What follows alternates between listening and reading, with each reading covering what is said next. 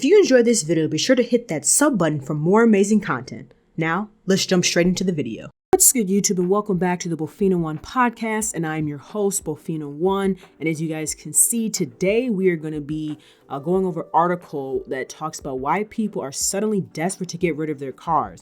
And so this has been a major topic. A lot of people that went and bought their cars, prior to, and, now people are not able to pay for them. They're regretting them, so they're trying to get rid of their cars. So before we get into this video, be sure to hit that thumbs up, subscribe, and turn on post notifications. So let's jump straight into it. So Americans appear to be facing an auto loan crisis. According to new Google data, Americans are searching "give car back" at record high labels, which was first spotted by an eagle-eyed user on X, former known as Twitter. That's also a really weird name that it got changed to, but whatever. Anyway, so car dealership guy says, "Wow, thought this was fake. It's not. Give car back searches at an all-time high. Try it yourself." And so pretty much they're saying that, people, they're buying cars. They're looking at how can they give their car back. Maybe they can sell their car to CarMax or whatever the case is. So in the U.S., during the first quarter of 2023, the average car payment for a new vehicle hit a record high of $725, which is an 11.5% increase compared to the same time last year. That's a lot of money for a car, but that's also because, interest rates have continued to spike. They've continued to go up, which is another factor in terms of, it's like, for example, you could have a $30,000 car at, let's say, a 2% interest rate, but then you have the same $30,000 car at, let's say, 6 or 8% interest rate. Well, that car is going to cost you more money over the long haul because the interest rate is higher. So your car note's going to be higher. A lot of it, too, I think has to do with people and their credit scores. A lot of people are using more charge cards. People are in more debt, which also means that sometimes people maybe have missed payments, just a lot of stuff. So credit score also factors into that as well. So for lease vehicles, Americans pay an average of $586, which is an 11.2% increase. And for used vehicles, the average payment is $516, which is a mere 2.2% increase, according to recent data. And see, that's another thing too, like these used cars. That's why a lot of people, it's hard to even want to go get a used car because these used cars are not too much cheaper, damn near, than a new car. It's crazy. That's still pretty high that you think about that because that's just the car note. You're not factoring in gas. You're not factoring in car insurance, oil changes, none of that. So that's still pretty high. Since COVID-19 and amid the rise of inflation and interest rates, Americans are taking on a significant amount of auto loan debt.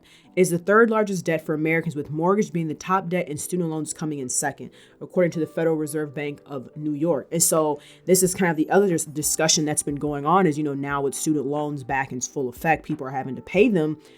People are going to have a hard time because that's what a lot of people honestly ended up doing during COVID-19. They got a lot of stimulus money and they didn't have to pay their student loans. So they were like, hey, I'm going to go buy a car.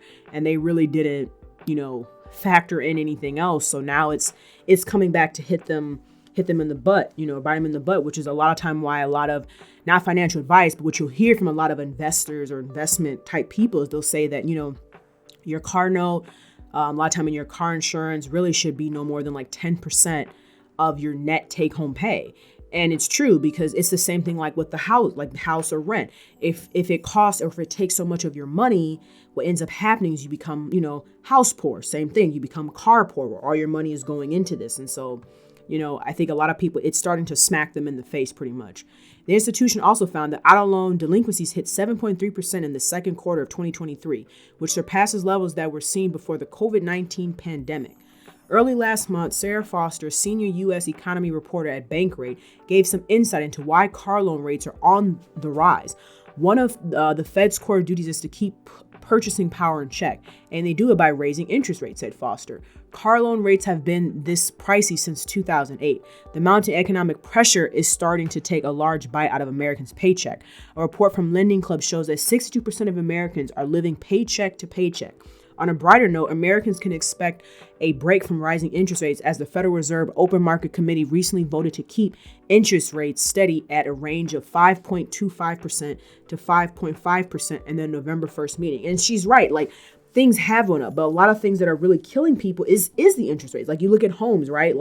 A couple years ago, let's say you look at a $200,000 home you know, compared to now the same $200,000 home, you're going to pay way more just because of how much you're paying in interest. It's the same thing with cars. People like before, I think in 2020, when they were pretty much giving cars away, like people were not paying no interest. You could go get you a higher end car, a nicer car, because you didn't have to pay interest. So it's like now, because you're paying so much interest, it's people still want to get these nice cars.